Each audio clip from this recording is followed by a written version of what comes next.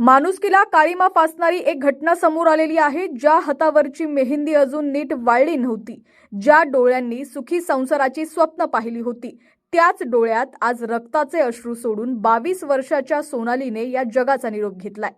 मोहोळमध्ये हुंड्यासाठी एका नवविवाहितेची निर्घृण हत्या करण्यात आली आहे। कसला हा समाज आणि कसली ही नाती। एका फुलासारख्या मुलीला सासरच्यांनीच संपवून टाकलंय। 22 वर्षाची सोनाली, अवघ्या काही महिन्यांपूर्वीच मोठ्या थाटामाटात तिचं लग्न झालं। आई वडिलांनी आपल्या काळजाचा तुकडा सासरी पाठवला, या आशेने की तिथं तिला सुखात ठेवलं जाईल। पण त्यांना काय माहिती होतं की ज्या घरात ते आपल्या मुलीला पाठवत आहेत ते घर नसून कसाईखाना आहे। लग्नानंतर काही दिवसातच छळाचं सत्र सुरू झालं आणि कारण काय तर हुंडा।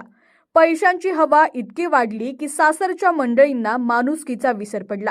सोनालीचा छळ केला जायचा, तिला मारहाण केली जायची आणि अखेर त्या काळ रात्री या नराधम पती आणि सासूने मिळून सोनालीचा गळा घोटला, एका निष्पाप जीवाचा खेळ मांडला। सोनालीच्या मृत्यूने संपूर्ण सोलापूर जिल्हा संताप व्यक्त करतोय। नातेवाईकांचा आक्रोश हृदय पिळवटून टाकणारा आहे। पोलिसांनी आरोपी पती आणि सासूला बेड्या ठोकलेल्या आहेत।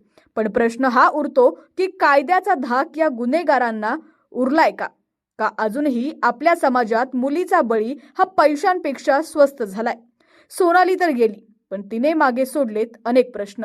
हुंडा घेणारे आणि देणारे जोपर्यंत समाज म्हणून आपण वाळीत टाकत नाही, तोपर्यंत अशा सोनालीचा बळी जातच राहील। या नराधम आरोपींना कठोर शिक्षा व्हायलाच हवी, जेणेकरून पुन्हा कुणी हुंड्यासाठी हात उचलण्यापूर्वी 10 वेळा विचार करेल। अधिकच्या अपडेटसाठी पाहत रहा HPN मराठी न्यूज।